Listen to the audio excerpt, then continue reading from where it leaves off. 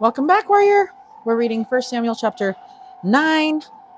Okay, the chapter heading says this.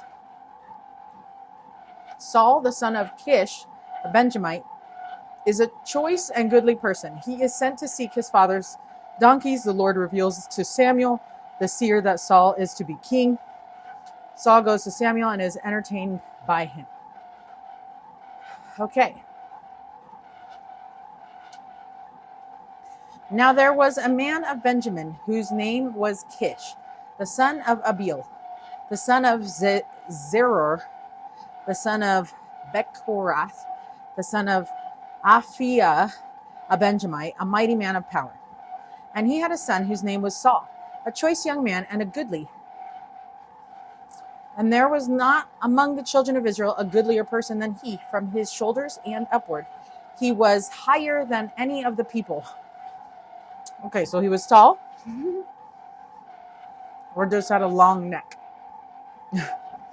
And the donkeys of Kish, Saul's father, were lost. And Kish said to Saul, his son, take now one of the servants with thee, and arise, and go seek the donkeys. And he passed through Mount Ephraim, and passed through the land of Shalisha. But they found them not. Then they passed through the land of Shalem, and there they were not. And he passed through the land of the Benjamites, but they found them not. Okay, so can't find the donkeys anywhere. And when they were come to the land of Zuph, Saul said to his servant that was with him, come, and let us return, lest my father leave caring for the donkeys, and take thought up for us. And he said unto him, behold, now there is in this city a man of God, and he is an honorable man. All that he saith cometh surely to pass. Now let us go thither.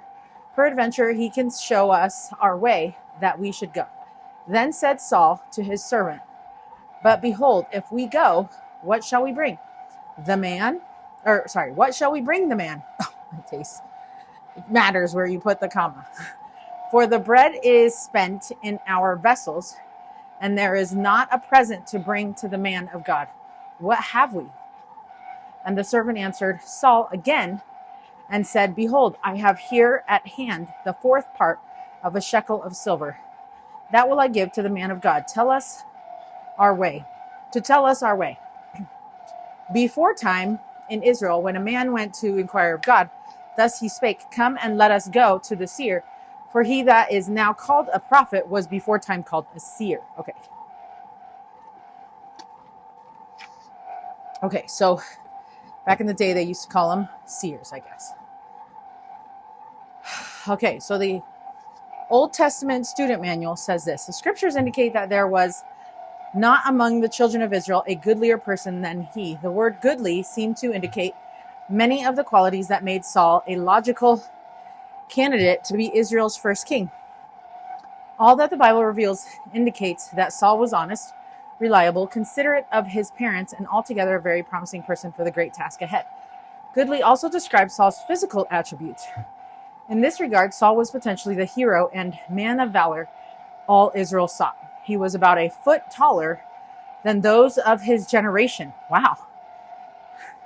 Yet subsequent events show that the Lord was teaching Israel a lesson about people and about kings when he chose Saul. For the Lord certainly knew the end of this thing from the beginning, as he does in all things.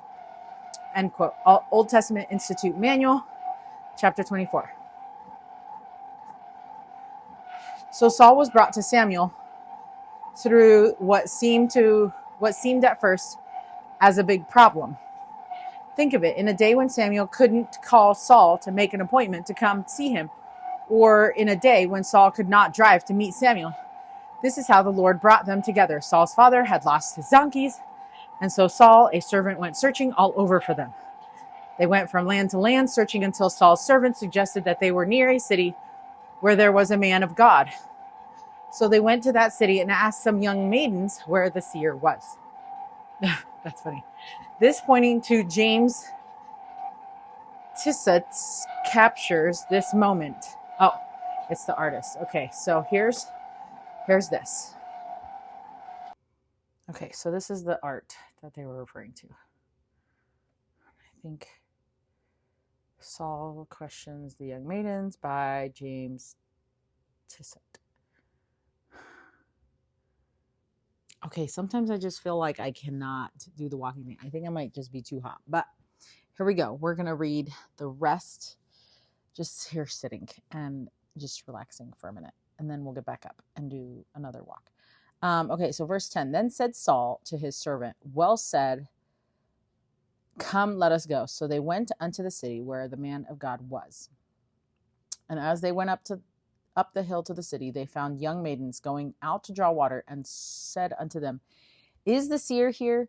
And they answered them and said, he is. Behold, he is before you. Make haste now, for he came today to the city, for there is a sacrifice of the people today in the high place. As soon as ye be come into the city, ye shall straightway find him, before he go up to the high place to eat. For the people will not eat until he come, because he doth bless the sacrifice. And afterwards they eat that be bidden. Now therefore get you up, for about this time ye shall find him. And they went up into the city, and when they were come into the city, behold, Samuel came out against them, for to go up to the high place. Now the Lord had told Samuel in his ear a day before Saul came, saying, tomorrow about this time I will send thee a man out of the land of Benjamin, and thou shalt anoint him to be captain over my people Israel, that he may save my people out of the hand of the Philistines. For I have looked upon my people, because their cry is come unto me.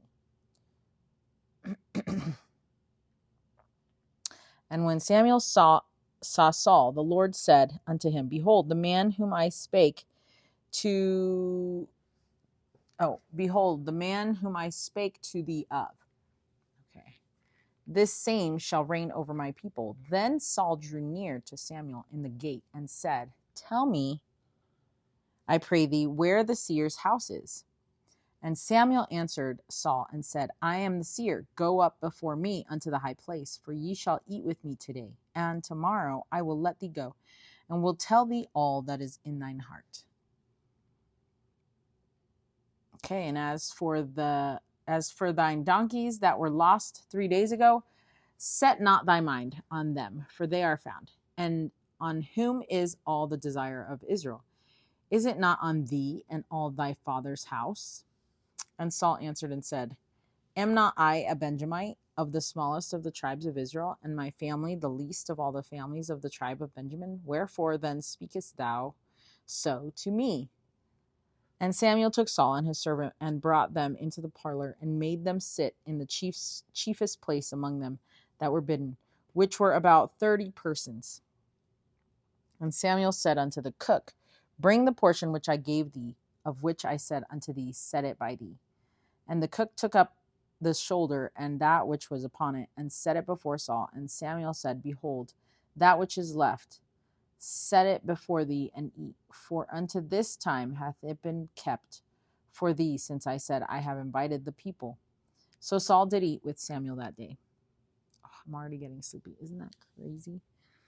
And I need to go drive, and that's not going to be good. So, and when they were come down from the high place into the city, Samuel communed with Saul upon the top of the house.